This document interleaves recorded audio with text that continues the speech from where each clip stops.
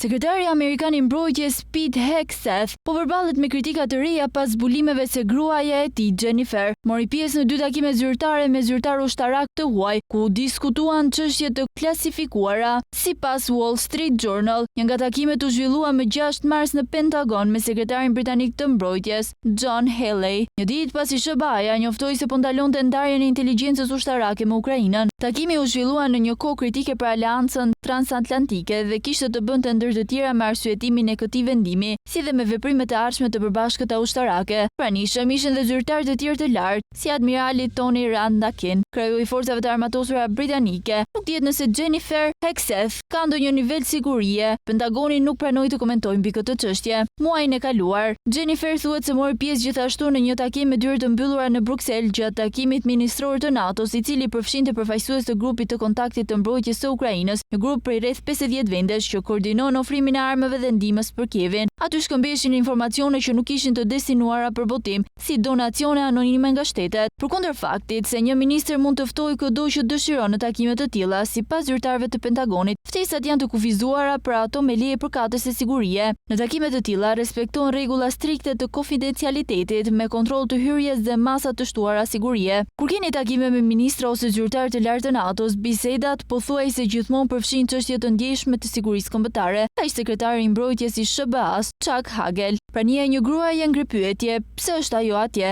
Cili është roli I saj? Kjo krijon siklet dhe konfuzion për atë që mund të thuhet para saj. Çështja po merr përmasa edhe më të mëdha, pasi anëtarët e Kongresit nga të 2 palët kanë shprehur shqetësime kur zbulua se Hegseth dhe zyrtarë të tjerë qeveritar përdoren aplikacionin Signal për të organizuar dhe ekzekutuar një sulm ajror kundër huthusit në Yemen. Biseda në të cilat dyshohet se u pan edhe nga një gazetar. Senatorët Roger Wicker, republikan, dhe Jack Reed, demokrat, I dërguan një letër inspektorit të përgjithshëm të Pentagonit duke kërkuar një hetim mbi incidentin. Përveç gruas së tij, Hegseth shoqërohet shpesh edhe nga vëllai I tij, Philip, një producent podcasti në Institutin Hudson. Sipas një zëdhënësi të Pentagonit, Philip I kohët e fundit mori një rol ndërlidhës midis Departamentit të Sigurisë Kombëtare dhe Pentagonit. 2 vëllezërit vizituan së bashku Guantanamo në muajin e kaluar dhe morën pjesë në takime me forca aleate në Azi. Departamenti I Sigurisë Kombëtare nuk ka komentuar përfshirjen e Philip Hegseth. Jennifer Hegseth, e cila punoi për vite në televizion, u takua me bashkëshortin e saj kur ai ishte producent në shfaqjen Fox and Friends, martua me Pete Hegseth në vitin 2019.